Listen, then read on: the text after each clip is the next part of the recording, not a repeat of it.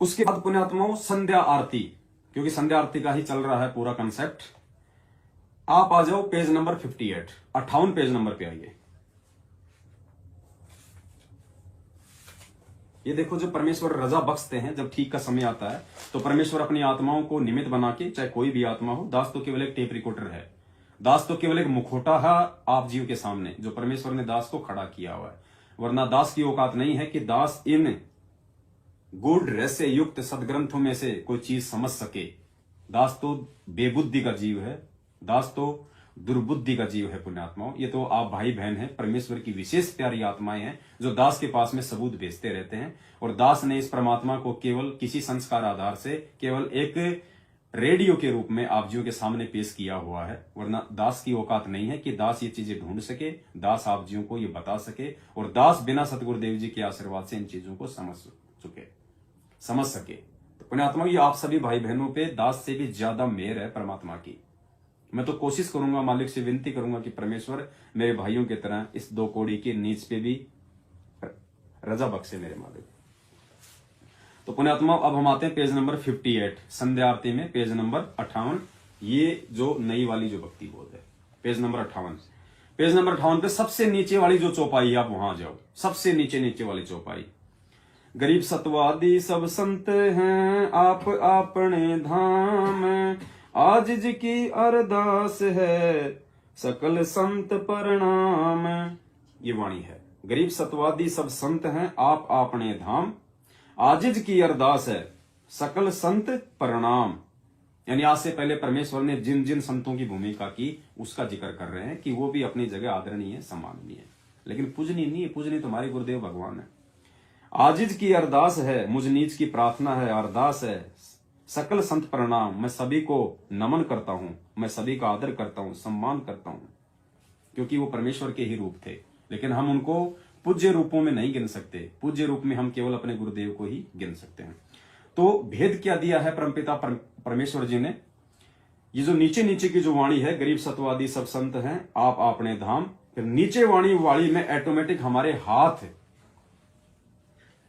हाथ नमस्कार की जो है मुद्रा में हो जाने चाहिए। हमारे हाथ यूं हो जाने चाहिए, चाहे भक्तिबोध हाथ में है चाहे नहीं है, हमारे हाथ यूं हो जाने चाहिए, और हमारी जो गर्दन है वो नमस्कार यानी प्रणाम की मुद्रा में हो जानी चाहिए, इस प्रकार से। और फिर उसके बाद क्या लिखा है नीचे? जैसे हम ये वाणी बोलेंगे हम 2 बार, उसके बाद में नीचे क्या लिखा है? आरती के साथ लगातार करनी है। अब आरती के साथ लगातार क्या करना है?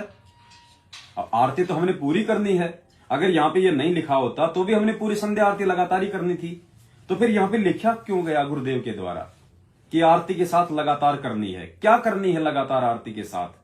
हमने ये जो चौपाई जो बोली है, गरीब सतवादी सब संत है आप अपने धाम, उसके बाद ऑटोमेटिक हमारे हाथ जुड़ जाएंगे। आजिज की अरदास है, यानी अरदास आदमी जो करता है हाथ जोड़ के प्यार से, आधीनी से, विनम्र भाव से, और गर्दन हल्की सी नीची करके करता है सम्मान में।